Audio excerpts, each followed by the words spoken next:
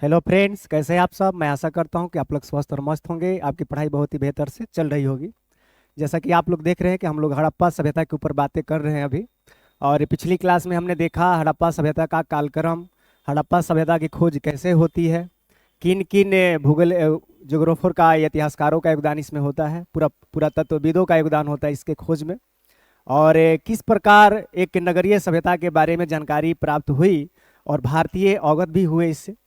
तो बहुत सारी बातें थी, हमने पिछले लेक्चर में बात किया है। और उसके बाद आज हम बातें करने वाले हैं इस पर कि इसका नामकरण कैसे होता है। कि हड़प्पा सभ्यता के आप लोग देखेंगे कि इसका बहुत सारे नाम दिए गए हैं। जैसे हड़प्पा सभ्यता, इसका तो नाम है ये है।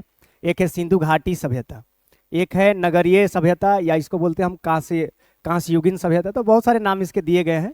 तो कहीं ना कहीं इसके नाम देने में क्या है, कुछ कारण है। बिना कारण के कोई भी नाम नहीं रखा जाता है, आप लोग तो जानते हैं। तो ऐसा भी इसके साथ भी है कि हड़प्पा सभ्यता का जो नाम दिया गया है, सिंधु घाटी सभ्यता हो या नगरीय सभ्यता हो या कांस्य युगीन सभ्यता हो, इसके पीछे कुछ रीजन है। तो आज उस पर हम बात कर लेंगे। और उसके बाद हम देखेंगे कि जो हड़प्पा सभ्यता है, एक जो क्षेत्र है, एरिया है, हमने बताया था कल इसका विस्तार कहाँ से कहाँ तक है।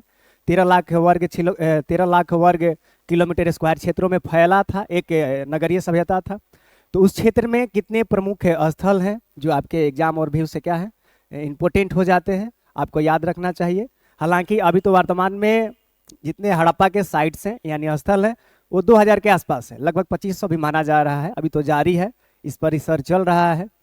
तो आपको सारे स्थलों का नाम याद नहीं रखना है। मैं बता दूं कि जो कुछ है 12-14 जो भी आप देखेंगे उसको आप याद करिए, तो आपका काम यहाँ से हो जाएगा। फिर आगे हम बात कर लेंगे नगर नियोजन, कि हड़प्पा सभ्यता का नगर नियोजन किस प्रकार था, किस प्रकार भारत है अभी जो वर्तमान में स्मार्ट सिटी बना रहा है।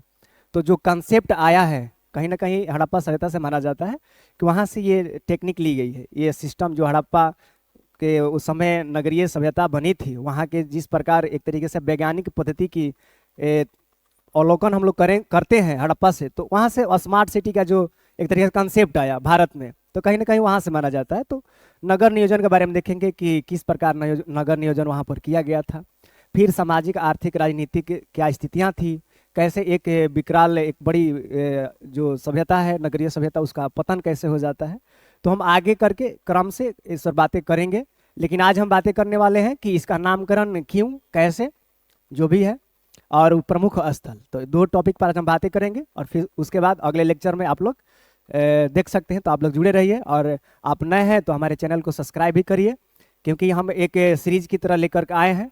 ये बिहार बोर्ड के जो आर्ट्स के स्टूडेंट्स हैं या आर्ट्स सब्जेक्ट जो भी स्टूडेंट्स हैं 12 क्लास में, उसके लिए बहुत ही तो लाभदायक है ये है।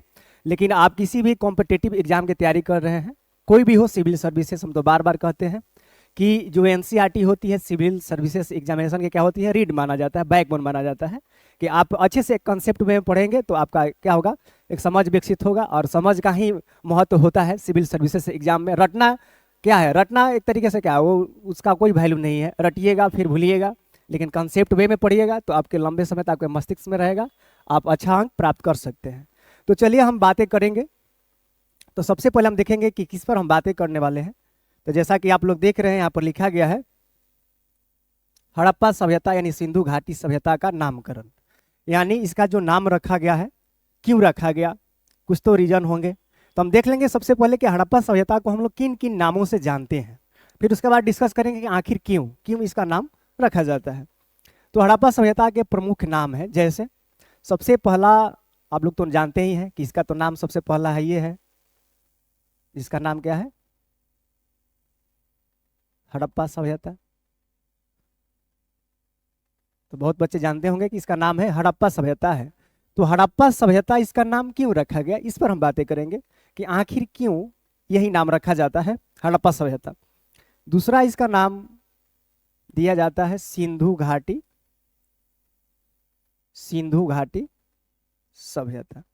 तो दूसरा नाम हो जाता है सिंधु घाटी सभ्यता।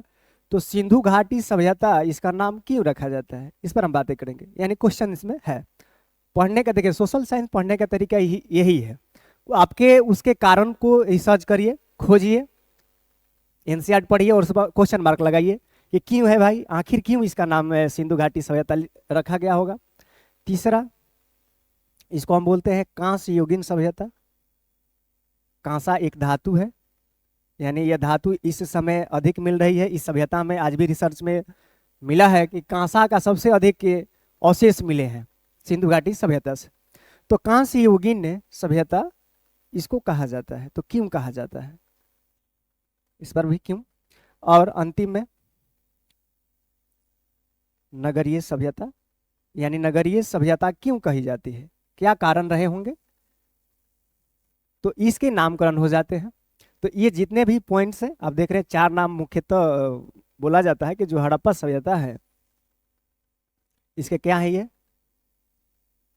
प्रमुख नाम है, यानी इसी नामों से हम लोग इसको जानते हैं, सिंधु घाटी सभ्यता को यानी हड़प्पा सभ्यता को, यही प्रमुख नाम है। तो सबसे पहले हम देख लेंगे हड़प्पा सभ्यता के बारे में कि इसका नाम हड़प्पा सभ्यता ही क्यों रखा जाता है, कोई कारण होगा। तो चलिए हम लोग आगे चलते हैं। सबसे पहले हम हेडिंग डालेंगे हड़प्पा सभ्यता, यानी हड़प्पा सभ्यता इसका नाम क्यों रखा गया।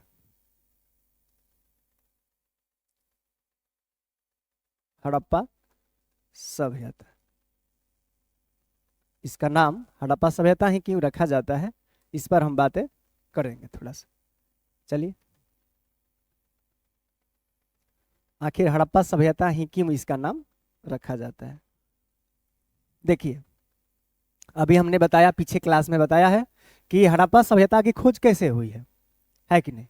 तो देखिए हम बताते हैं, थोड़ा सा मैप बना लेंगे, हम लोग मैप बनाएंगे और हम पूरा मैप नहीं बना रहे हैं इंडिया का।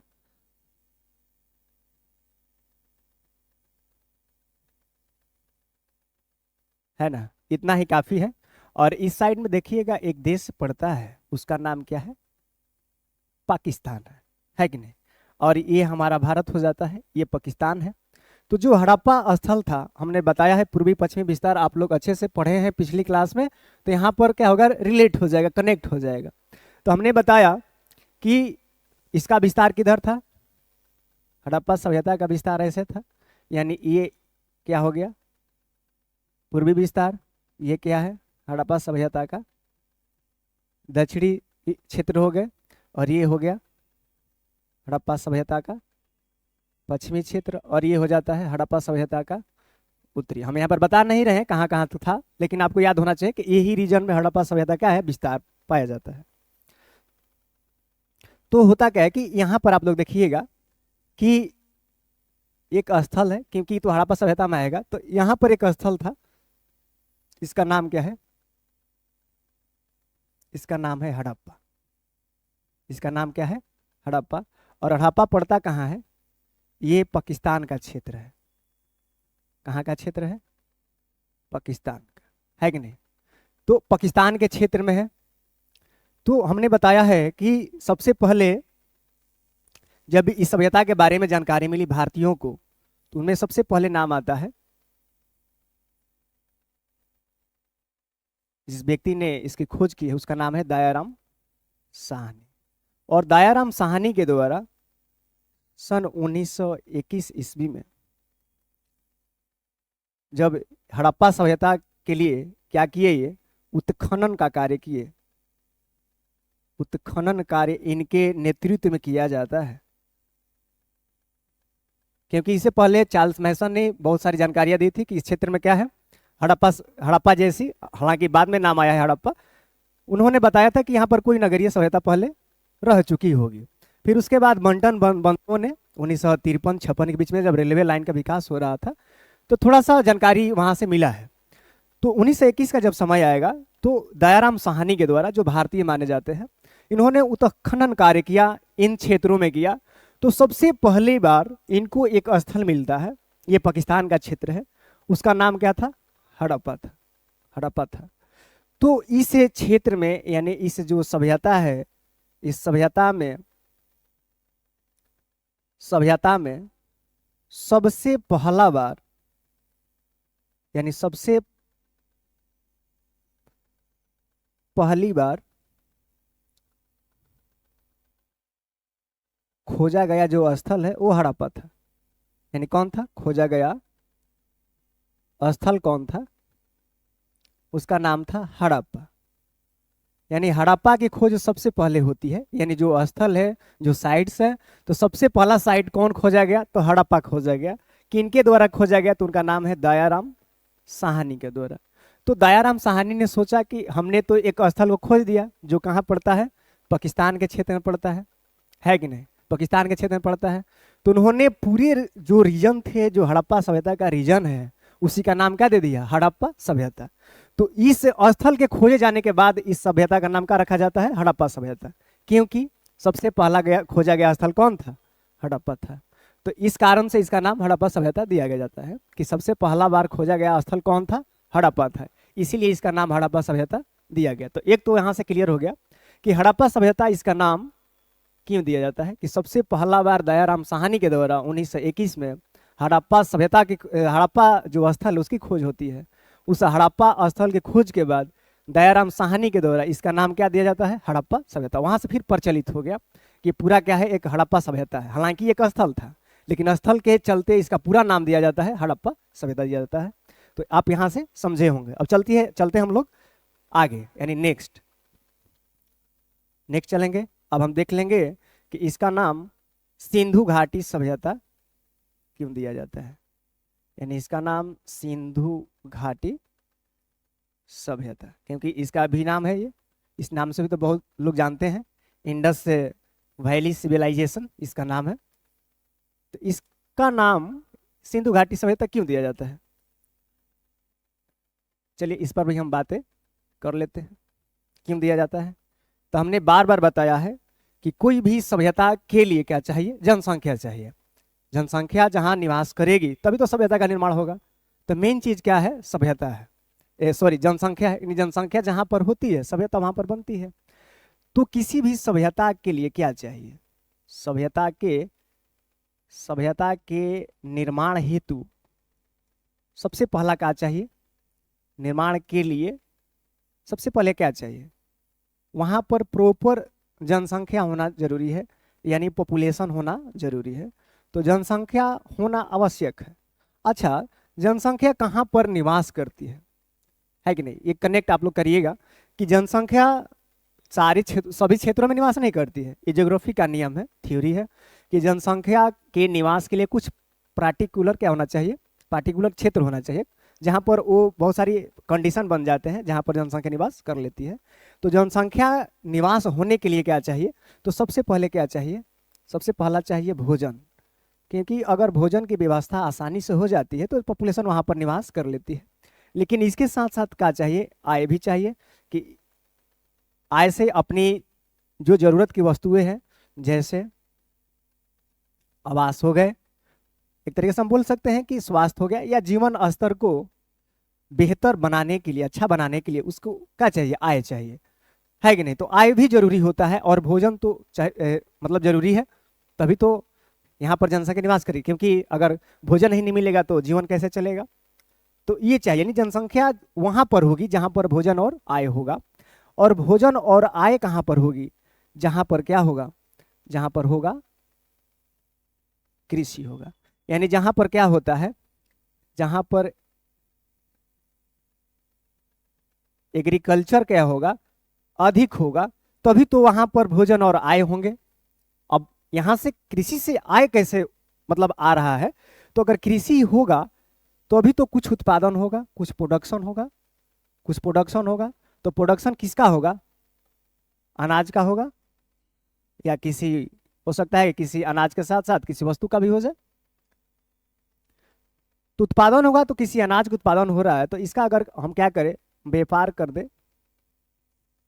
ले, ट्रेड कर ले, तो हमको आय प्राप्त हो जाता है, और अनाज को हम रख ले तो भोजन के रूप में हम लोग उपयोग कर सकते हैं। तो कृषि होना जरूरी है, यानी एग्रीकल्चर होना क्या है? जरूरी है। यानी ये क्या है?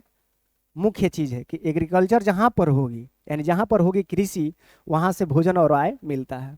और जहां पर भोजन और आय मिलेगा, जनसंख्या वहां पर ऑटोमेटिक वहां पर कंडीशन बन जाता है कि वहां पर निवास होगी ही होगी। अच्छा, कृषि कहां पर होगा? यानी एग्रीकल्चर कहां पर होगा? एग्रीकल्चर के लिए क्या चाहिए? सबसे पहले चाहिए उपजाऊ मृदा। क्या चाहिए?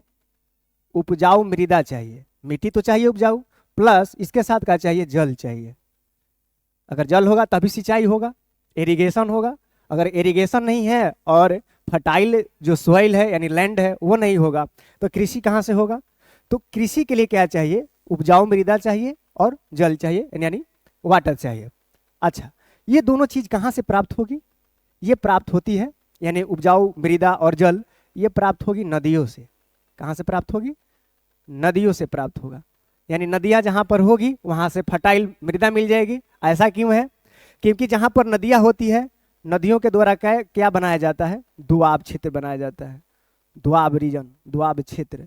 हम दुआब क्षेत्र बताए हैं कि दो नदियों के बीच की जो भूमि होती है, दो नदियों के बीच की जो भूमि होती है वो क्या कहलाता है, दुआब कहलाता है। और दुआब हमेशा क्या होता है, एक तरीके से उपजाऊ क्षेत्र होता है। क्या होता है, उपजाऊ क्षेत्र। यानी यहाँ पर उपजाऊ मृदा, इतिहास में जितनी मतलब कि जितनी भी वार हुआ, लड़ाई हुआ, युद्ध हुआ, ये सब किसके चलते हुआ है, ये दुआब क्षेत्र के कारण ही हुआ, प्रमुख है।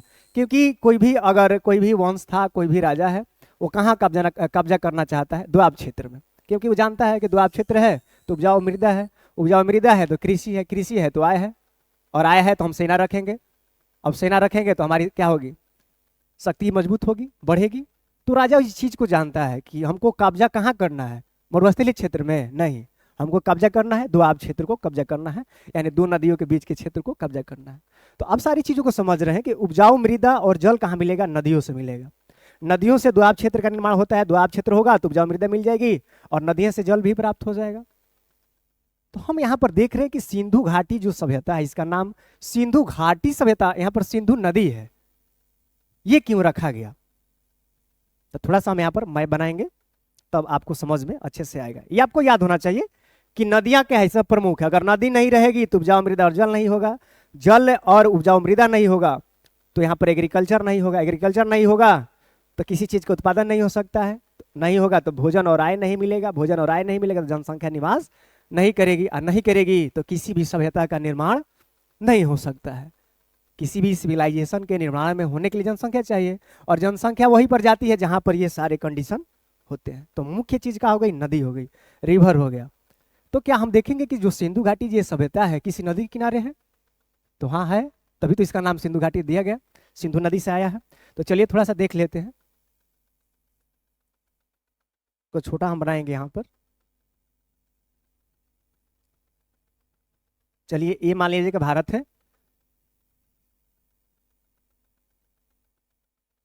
ये पूरा भारत नहीं बना रहे हैं हम। चलिए देखिए यहां से क्या है, एक ग्लेशियर है, ये क्या है, एक है ग्लेशियर। ग्लेशियर मीन्स बर्फ के टुकड़ा हम बोल सकते हैं एक तरीके से, ये पर्वत पर पाए जाते हैं। अच्छा, यहीं पर ग्लेशियर क्यों है, क्योंकि भारत के उत्तरी हिस्से में क्या है, हिमालय है, हिमालय है, और हिमालय पर क्या है, ग्लेशियर है, और ग्लेशियर से क्या बनेगा, जल बनेगा, और जल से क्या बनेगी, नदी बनेगी। तो यहाँ से इस ग्लेशियर से, और इस ग्लेशियर का नाम है, आप लोग 11 क्लास में पढ़े होंगे, इसका नाम है बोखरचू ग्लेशियर। इस ग्लेशियर का नाम क्या है, बोखरचू ग्लेशियर। और इस ग्लेशियर से एक नदी निकलती है, यानी उसका उद्गम होता है, उस नदी का नाम है सिंधु नदी। और सिंधु नदी आकर के अपना जल कहाँ गिरा रही है, तो अरब सागर में गिराती है। अपना जल कहाँ गिरा रही है, अरब सागर में। तो इस नदी का नाम क्या हो जाएगा, आप लोग याद रख सकते हैं, इस नदी का नाम है सिंधु, यानी इसको बोलते हैं हम लोग इंडस बोलते हैं। और सिंधु की प्रमुख 5 सहायक नदियां हैं। जैसे यहां से एक और नदी आकर निकलती है जिसका नाम है झेलम, और झेलम डायरेक्ट सिंधु में नहीं मिल रही है, यहाँ से एक नदी निकलती है चिनाब, और चिनाब में कौन मिल रही है, झेलम, और चिनाब डायरेक्ट मिलती है कहाँ, सिंधु में।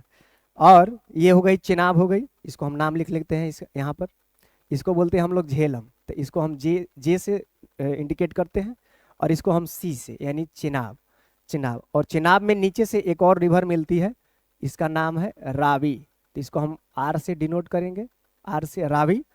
और रावी के नीचे से एक और नदी निकलेगी जिसका नाम है ब्यास, और नीचे से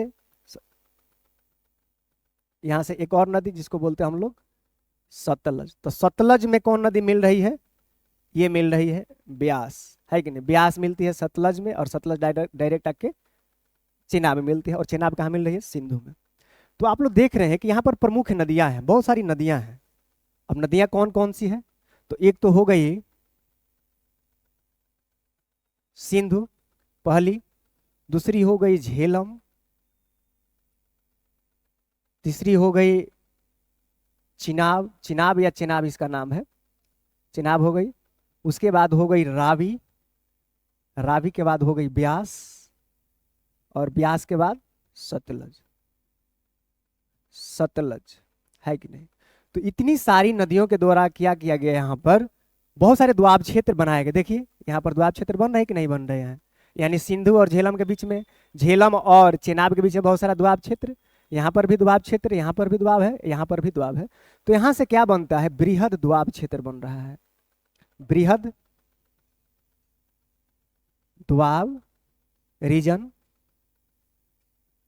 क्या होगा, निर्माण होगा, और निर्माण हो जाएगा तो उपजाऊ मृदा प्राप्त हो जाएगी। अच्छा जल कहाँ से, इस नदी में जल तो है। अच्छा जल भी क्या रहेगा, जल भी वर्ष भर रहता है, जल भी क्या रहेगा, वर्ष भर। ऐसा क्यों है भाई, क्योंकि इसके जल का स्रोत क्या है, इस नदियों के, इन नदियों के जल के स्रोत क्या है, ग्लेशियर, और ग्लेशियर कभी समाप्त नहीं होता है। तो ग्लेशियर पिघलता रहेगा, जल बनता रहेगा, नदियों में जल बहता रहेगा, जल बहता रहेगा तो मिट्टी लेकर के अपने साथ आएगी नदियाँ पहाड़ों से, तो हर एक साल नए नए मिट्टी का क्या होगा, निर्माण होगा।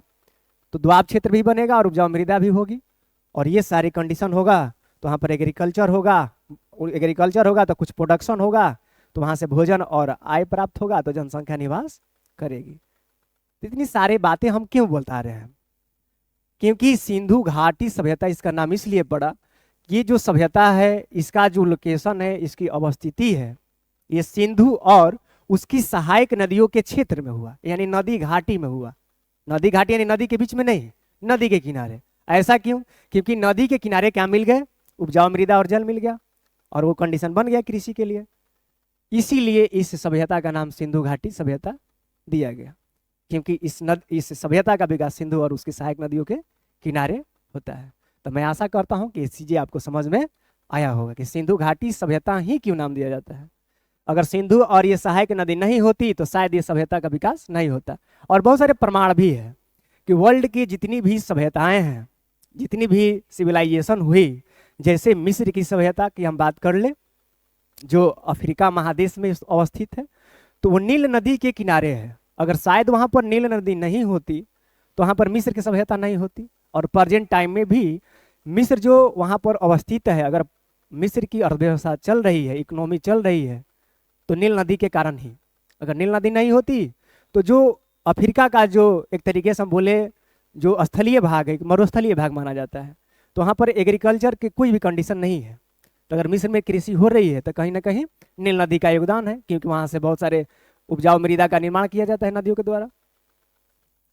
तो मिस्र की जो सभ्यता थी वो भी नील नदी के किनारे है। और मेसोपोटामिया की सभ्यता जो इराक और ईरान के क्षेत्रों में थी, वो दजला और फरात नदियों के दोआब क्षेत्र में है कि नहीं। तो बहुत सारा सिंधु का आप देख ही रहे हैं, यानी हड़प्पा सभ्यता का विकास नदियों के क्षेत्र में। तो नदियों का अहम योगदान होता है, और जहाँ पर नदी रहेगी दोआब क्षेत्र बनेंगे, उपजाऊ मृदा बनेगा, जल मिलेगा, और वहाँ पर अधिक से अधिक पॉपुलेशन निवास करती है। और हमारे इसका उदाहरण प्रेजेंट टाइम में भी देख सकते हैं। ये क्या ओवरऑल है, ये एक नियम ही है। बिहार में भी देखा जाएगा तो नदियों का क्षेत्र है, हालांकि बाढ़ भी है, सूखा भी है। अगर उत्तर भारत में अधिक जनसंख्या है, भारत के जो उत्तरी भारतीय राज्य है उसमें जनसंख्या क्यों अधिक है, क्योंकि ये समतल भूमि है, समतल भूमि और उपजाऊ भूमि है। और जहाँ पर ये होगा कृषि होगा, कृषि होगा तो जनसंख्या निवास करेगी। तो ये सारे कंडीशन है। तो आप इसका नाम जान सकते हैं कि सिंधु घाटी सभ्यता इसका नाम क्यों दिया जाता है। हम लोग चलते हैं आगे। आगे किस नाम से हम लोग देखते हैं भाई, कि इसका नाम कांस्य युगीन सभ्यता क्यों दिया जाता है। तो अगला नाम क्या है, कांस्य युगीन सभ्यता। कांस्य युगीन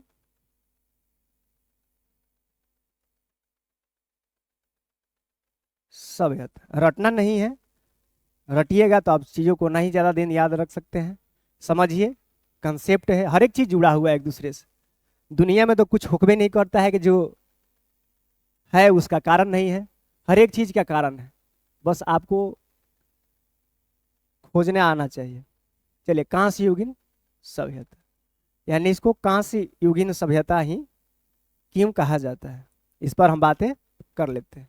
देखिए, ये जो सभ्यता का निवास हुआ, अभी हमने बात किया है कि सभ्यता का निर्माण कहाँ होता है, जहाँ पर क्या होती है, जनसंख्या होती है।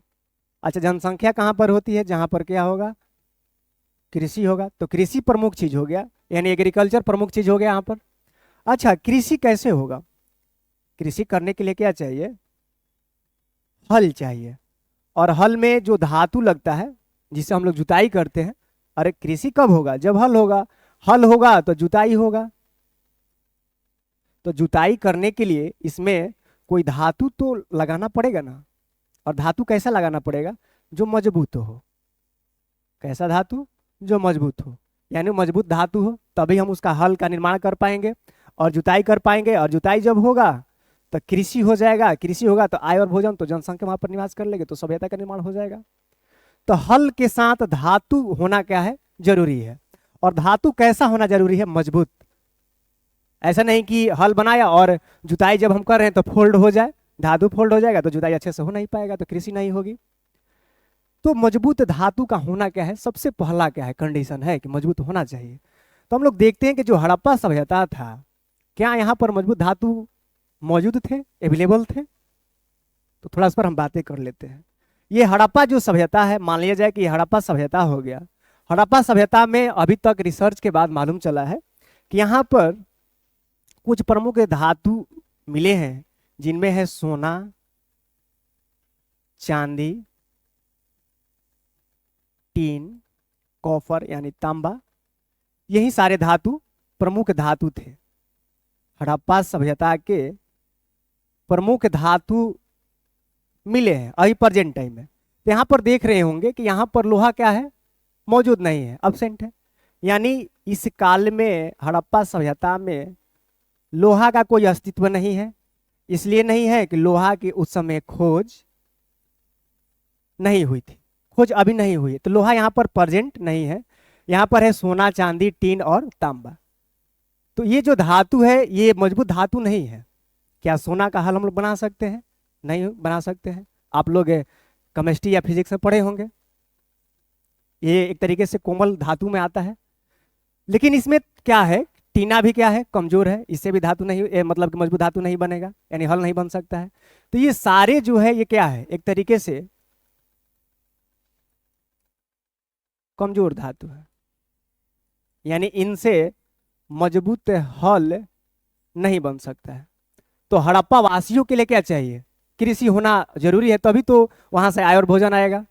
तो वहां से हड़प्पा वासियों ने यहाँ से एक टेक्निक निकाला है कि यहाँ से लिया क्या, उन्होंने लिया तांबा को, कॉपर को और प्लस टीन को, और दोनों करके मिला करके एक तीसरी धातु का निर्माण करते हैं। इसका नाम है कांसा। और कांसा लोहा से कमजोर है, मजबूत नहीं है। लेकिन ये जो सोना है, चांदी है, टीन और तांबा है, इससे क्या हो गया, कांसा मजबूत हो गया। इनके कंपेयर में क्या हो गया, कांसा मजबूत हो गया, लेकिन लोहा से मजबूत नहीं है। तो यहाँ से कंडीशन हो जाता है कि जो मजबूत हल है, यानी हल बनाने के जो धातु चाहिए, वो धातु कौन आ गया, कांसा। और कांसा के बदौलत ही क्या होने लगी, कृषि। और कृषि हुई तो बहुत सारी चीज हो गए, यानी उस सभ्यता के लिए क्या हो गया, भोजन भी प्राप्त होने लगा एग्रीकल्चर से, व्यापार भी होने लगे मिस्र और मेसोपोटामिया से। कुछ इन्होंने अनाज को स्टोर करके भी रखा है कि नहीं, व्यापार होने लगे, तो इन हड़प्पा वासियों के लिए आय भी प्राप्त होने लगे। तो ये कांसा ने कैसे करके कृषि में क्रांति ला दी। और तभी से क्या हुआ, ये कांसा की क्या बनने लगी, मूर्तियां बनने लगी। यानी हर एक वस्तुओं में मूर्तियों के साथ साथ ऐसी मूर्ति बनने लगी जिसके लोग क्या करने लगे, पूजा करने लगे।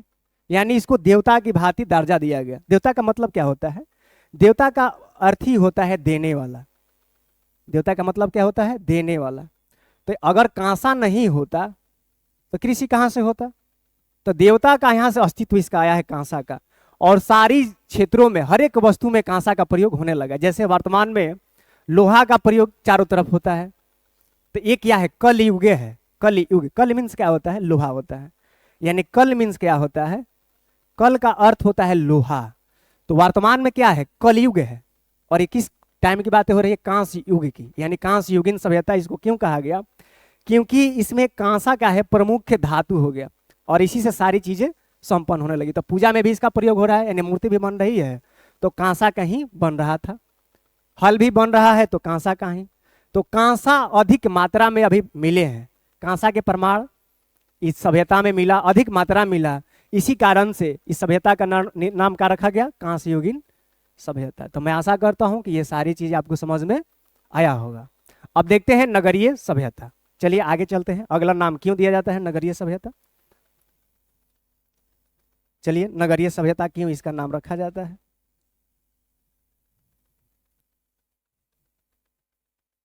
नगरीय सभ्यता क्यों कहा जाता है इसको, क्या कारण थे कि इस सभ्यता को नगरीय सभ्यता नाम रखा गया।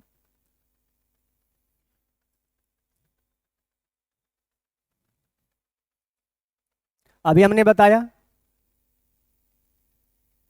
इस सभ्यता में कृषि क्या होता था, अधिक होता था, यानी सरप्लस प्रोडक्शन, अधिक मात्रा में प्रोडक्शन होता था। और कृषि के अधिक मात्रा में उत्पादन होने के कारण यहाँ के सभ्यता के लोगों के पास क्या था, आय क्या था, अधिक था, क्योंकि ये लोग क्या करते थे, व्यापार करते थे। तो व्यापार से इनको क्या प्राप्त होता था, आय।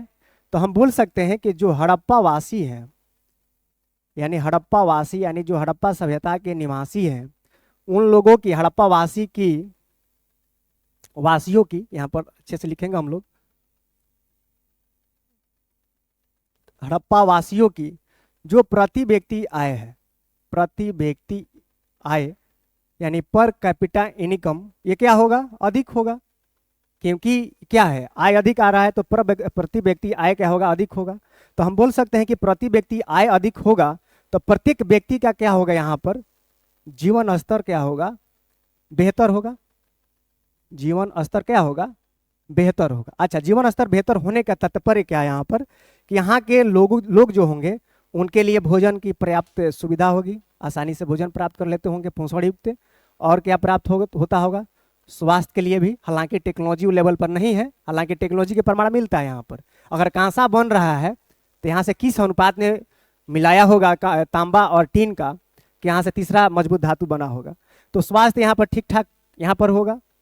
यहाँ के लोग आवास भी बनाए थे अच्छे से और बनाए भी थे, तो यहाँ से जीवन स्तर बेहतर था।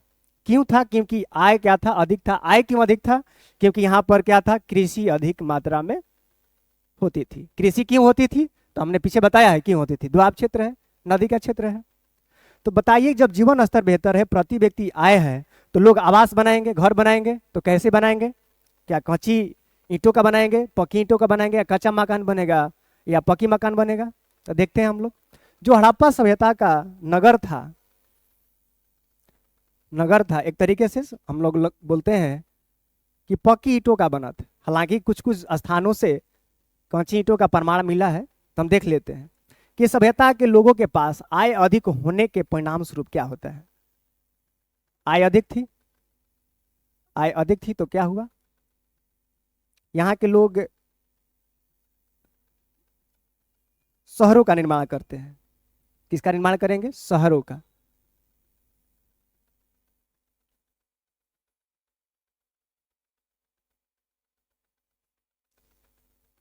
जो नगर थे, शहर थे, कैसे घर बने हुए थे हड़प्पा वासियों के, उस पर हम बात कर रहे हैं। तो देखिए यहाँ पर घरों के बीच में क्या थी, पर्याप्त गली है।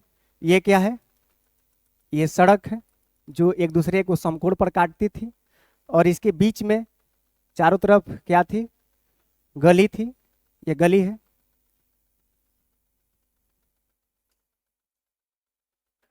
गली है। और यहाँ पर क्या बने थे, भवन बने थे, यानी घर यहाँ पर ऐसे बने हुए थे। और घर कैसे बने थे, ग्रिड पद्धति में। कैसी पद्धति में, ग्रिड पद्धति में बने थे। तो यहाँ से प्रमाण मिला है कि जो हड़प्पा वासी थे बड़े विकसित थे। विकसित क्यों थे, क्योंकि आय अधिक थी। और आय क्यों अधिक थी, क्योंकि कृषि अधिक थी, अधिक मात्रा में होता था, सरप्लस प्रोडक्शन होता था, है कि नहीं।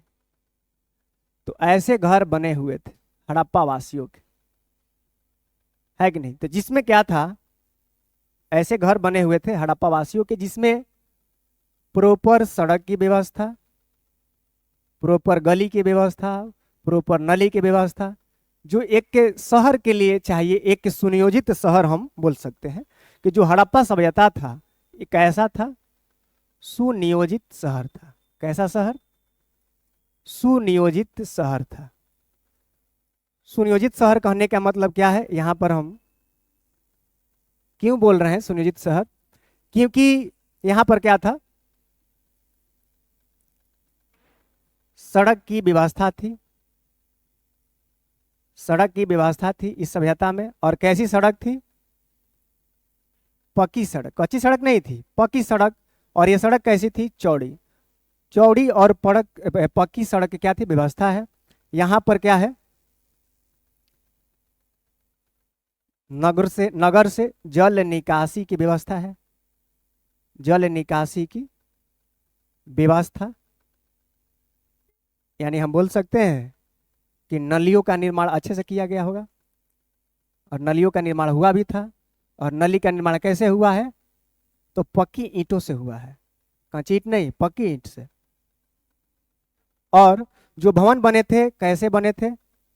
भवन बने हैं ग्रिड पद्धति में बने हैं, ग्रिड, ग्रिड पद्धति। यानी देख रहे हैं ग्रिड पद्धति में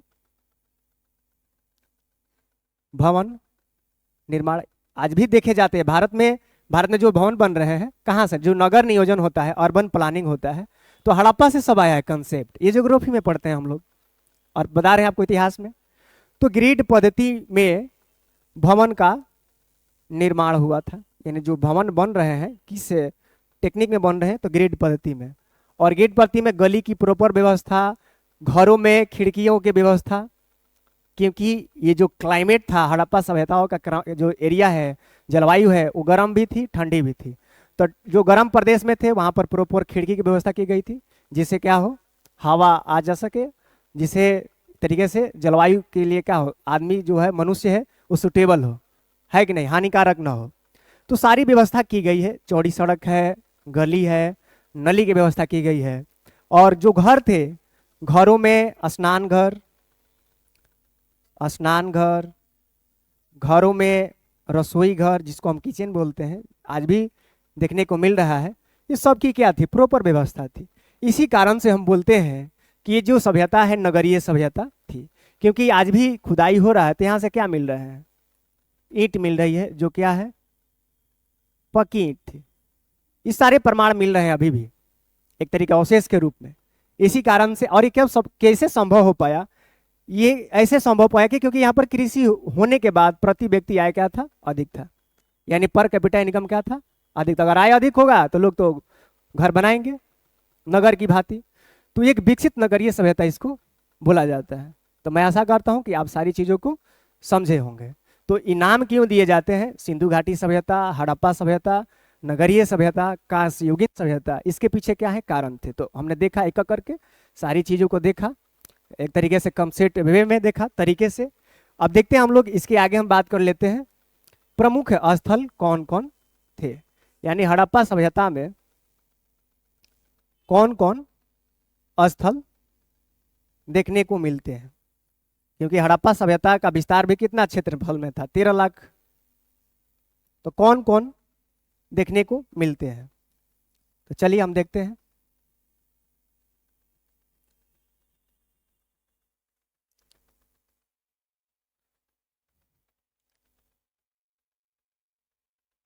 हड़प्पा सभ्यता बोले हम या इसको सिंधु घाटी सभ्यता बोले, दोनों एक ही चीजें हैं।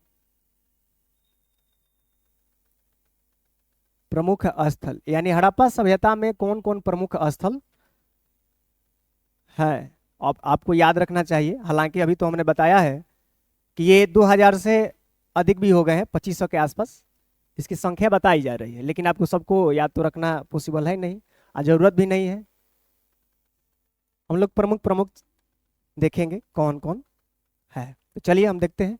सबसे पहले एक मैप बनाएंगे, उसके बाद हम लोग इंडिकेट करेंगे कौन कौन कहाँ है।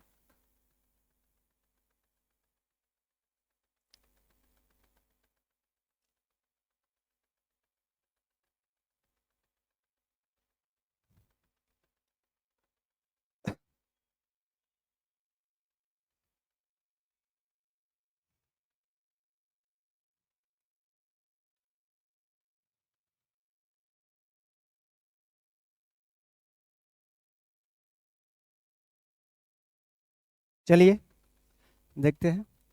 तो सबसे पहले ये भारत हो गया, और भारत के इसके पड़ोसी देश कौन है, एक जिसका नाम है यहाँ पर, ये है पाकिस्तान है। और नीचे में कुछ तो है नहीं, यहाँ पर क्या है, अरब सागर है, यानी हिंद महासागर है इधर। तो इससे मतलब है नहीं, है कि नहीं, इससे मतलब नहीं है, तो इसको हम हटा दे रहे हैं। आप लोग जानते होंगे कि इधर क्या है, जलीय भाग है। चलिए, और इधर क्या है, अफगानिस्तान है। तो आप लोग देखे होंगे पीछे। अब हम बात कर लेते हैं कौन कौन प्रमुख स्थल इसमें है कि नहीं। चलिए, सबसे पहले हम देखते हैं कौन कौन है प्रमुख स्थल, और वहां से कौन कौन सी वस्तुएं मिली है उस पर हम बातें करेंगे, है कि नहीं। तो सबसे पहले हम देख लेते हैं कौन स्थल है। यहाँ पर है पाकिस्तान का क्षेत्र। यहाँ पर एक प्रमुख स्थल है जिसका नाम है हड़प्पा, और हड़प्पा सबसे पहला खोजा गया स्थल था, आप लोग को मालूम है। यहाँ पर है जो बॉर्डर इलाका है पाकिस्तान और अफगानिस्तान का, यहाँ पर एक स्थल है जिसका नाम क्या है, इसका नाम है क्या, इसका नाम है सुतकांडे डोर है। इसका नाम क्या है, सुतकांडे डोर, यानी स्थल कौन सा है, सुतकांडे डोर। और ये हड़प्पा सभ्यता का क्या है, पश्चिमी विस्तार माना जाता है, जो बलूचिस्तान में दासक नदी के किनारे अवस्थित है। और हड़प्पा के जस्ट नीचे ही एक और स्थल है, इसका नाम है मोहनजोदड़ो। मोहनजोदड़ो या मोहनजोदाड़ो इसको बोलते हैं। और मोहनजोदड़ो और हड़प्पा को एक तरीके से जुड़वा राजधानी भी बोलते हैं, जुड़वा स्थल भी बोला जाता है, क्योंकि दोनों के गुण जो है, वहाँ की सामाजिक स्थिति, राजनीति थोड़ा सा एक तरीके का मेल खाता है, इसलिए इसको बोलते हैं हड़प्पा और मोहनजोदड़ो को जुड़वा नगर या जुड़वा तरीके से राजधानी बोल सकते हैं। और ये दोनों कहाँ है, पाकिस्तान के क्षेत्र में अवस्थित है। और आप लोग को हमने बताया है कि जो हड़प्पा सभ्यता का दक्षिणी विस्तार था, ये कहाँ था, दैमाबाद था। और दैमाबाद कहाँ पड़ता है, ये भी आपको याद होना चाहिए, ये महाराष्ट्र के क्षेत्र में पड़ता है, यानी महाराष्ट्र में ये है। ये सुतकांडे डोर कहाँ है, ये है बलूचिस्तान, यानी पाकिस्तान और अफगानिस्तान का बॉर्डर क्षेत्र है, इसमें है। और ये दोनों मिलाकर के कहाँ है, ये कहाँ पाए जाते हैं, ये दोनों है पाकिस्तान में है। कहाँ है, ये दोनों पाकिस्तान में है। इसके अलावे ये आपका गुजरात पड़ता है। तो गुजरात के जो एक कच्छ का रण है, ये कच्छ का रण है, यहाँ पर भी एक स्थल है जिसका नाम क्या है, इसको हम यहाँ बनाएंगे, इसका नाम है धौलावीरा। और हड़प्पा सभ्यता का एकमात्र स्थल जिसको यूनेस्को की सूची में शामिल किया गया, है कि नहीं। और ये कहाँ है, गुजरात में है, गुजरात में ये पड़ता है। और गुजरात में कहाँ पड़ता है, ये कच्छ के रण में पड़ता है, कच्छ के रण में, दलदली इलाका है गुजरात का, तटीय इलाका यहाँ पर पड़ता है। और इसको यूनेस्को के शामिल में, सूची में शामिल किया गया। हम एक करके बताएंगे यहाँ से क्या क्या मिला है, पहले देख लेते हैं कि कौन कौन है। और यहाँ पर ये तटीय इलाका गुजरात का, यहाँ पर एक स्थल मिला है जिसका नाम है लोथल। और लोथल माना जाता है कि प्रसिद्ध बंदरगाह था हड़प्पा काल में, यहाँ से व्यापार भी होते थे समुद्री सहायता से, समुद्री मार्ग से। अब हम चलते हैं इधर, यानी राजस्थान के क्षेत्र में। तो ये आपका राजस्थान है, और यहाँ पर क्या है, एक स्थल है जिसका नाम क्या है, इसका नाम है कालीबंगा। इसका नाम क्या है, कालीबंगा। और कालीबंगा कहाँ है, ये आपका राजस्थान में पड़ता है। और यहाँ पर है पंजाब। तो पंजाब में एक प्रमुख स्थल है जिसका नाम है रोपड़। इसका नाम क्या है, रोपड़। और यहाँ पर हरियाणा है, हरियाणा में दो प्रमुख स्थल मिल जाएंगे। तो एक का नाम है बनवाली, एक का नाम है बनवाली, और दूसरा है कौन है, दूसरा का नाम है राखी गढ़ी। और राखी गढ़ी को माना जाता है कि भारत में स्थित हड़प्पा सभ्यता का सबसे बड़ा स्थल माना जाता है। और आप लोग जानते ही हैं कि पूर्व में भी एक स्थल है, और पूर्व में कौन है सबसे, इसका नाम है आलमगीरपुर, आलमगीरपुर। और आलमगीरपुर कहाँ पड़ता है, ये उत्तर प्रदेश में पड़ता है। और उत्तर में भी एक है, सबसे उत्तरी जो है, आप लोग तो जानते हैं इसको, इसका नाम है मांडा। और मांडा कहाँ पड़ता है, ये जम्मू कश्मीर है। तो आपको जो इतना हमने बताया है ये आपको याद होना चाहिए। इसके अलावा यहाँ पर पाकिस्तान का क्षेत्र है, यहाँ पर एक और स्थल है जहाँ से घोड़े की हड्डी मिली है जिसका नाम है सुत कोटदा, सुत कोटदा, है कि नहीं। तो ये प्रमुख स्थल मेरे हिसाब से, हालांकि बहुत सारे हैं, आपको याद नहीं रखना चाहिए। प्रभास पाटन भी है गुजरात में, रंगपुर भी है, लेकिन इतना कोई ज़रूरत है नहीं। आप इतनी सारी चीज़ों को याद रखते हैं, है कि नहीं, तो इतने से काम हो जाएगा, है कि नहीं। तो थोड़ा सा हम इसको लिख लेते हैं कि कौन कौन याद रखना चाहिए। ये सारी चीज़ें आपको याद रखना है कि नहीं। आप लोग इतना याद रखते हैं तो आपके एग्जाम में यहाँ से बाहर प्रश्न नहीं बनेंगे। चाहे जो भी कोई भी एग्जाम हो, किसी भी एग्जाम का आप तैयारी कर रहे हैं तो यहाँ से प्रश्न अवश्य बनते हैं। तो देख लेते हैं कौन कौन है। तो सबसे पहला कौन है, इसको हम अलग कलर यूज करते हैं, चलिए वाइट ही ले लेते हैं। तो सबसे पहला हड़प्पा है, हड़प्पा के बाद मोहनजोदड़ो है। मोहनजोदड़ो पाकिस्तान में पड़ता है, सिंधु नदी के किनारे है, और हड़प्पा रावी नदी के किनारे है। उसके बाद सुतकांडेडोर है, सुतकांडेडोर, और ये हड़प्पा सभ्यता का सबसे पश्चिमी विस्तार माना जाता है। चौथा कौन है, मांडा है, मांडा हड़प्पा सभ्यता का क्या है, सबसे उत्तरी विस्तार है। पांचवा दैमाबाद, दैमाबाद महाराष्ट्र में पड़ता है, और ये सबसे क्या है, दक्षिणी विस्तार है।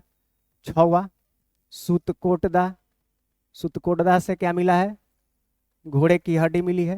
हालांकि सब बात करेंगे, एक एक करके हम इसको क्या डिस्कस करेंगे, कौन खोज किया, कहाँ है, क्या वहां से मिला है, अभी देख रहे हैं हम लोग। उसके बाद आगे हम बात कर लेते हैं। तो राखी गढ़ी है हरियाणा के क्षेत्र में, राखी गढ़ी है, यहाँ से बहुत सारी चीजें मिली है। उसके बाद बनवाली है, बनवाली, यहाँ से मिट्टी का हल मिला है, बनवाली। उसके बाद नौवा कालीबांगा, कालीबांगा है।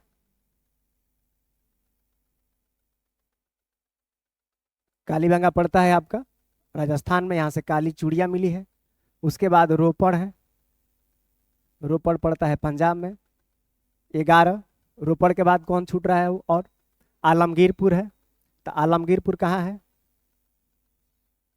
यूपी में पड़ता है, और ये हड़प्पा सभ्यता का क्या है, सबसे पूर्वी विस्तार है। उसके अलावा बनवाली हो गया, कालीबंगा हो गया, लोथल हो गया, लोथल हमने नहीं लिखा है तो लोथल को याद रखिएगा। यहाँ से कंपास भी मिला है, बंदरगाह के भी प्रमाण मिले हैं। उसके अलावा रंगपुर है, यह भी गुजरात के क्षेत्र में पड़ता है। एक है प्रभास पाटन है, यह भी बंदरगाह था, यह भी गुजरात में था। अब गुजरात में इसलिए था कि तटीय इलाका है। तो सारे प्रमुख स्थल है, ये आपको याद होना चाहिए। मैं आशा करता हूँ कि ये सारी चीज़ आपको समझ में आया होगा। और हम अगले क्लास में, नेक्स्ट क्लास में, क्लास लंबा हो जाएगा इसलिए हम यहाँ पर इसको रोकते हैं। और अगले क्लास में हम देखेंगे कि जो प्रमुख स्थल है उसकी खोज किनके द्वारा, किन नदियों के क्षेत्रों में इसका विकास होता है, और कौन कौन से प्रमुख अवशेष यहाँ से मिले हैं खुदाई के दौरान, जो आपके एग्जाम व्यू से क्या है, इंपॉर्टेंट है। तो उस पर हम बातें करेंगे। तब तक के लिए धन्यवाद। नए हैं तो चैनल को सब्सक्राइब करें और लाइक करें, और कमेंट में अपना जवाब अवश्य दें। धन्यवाद।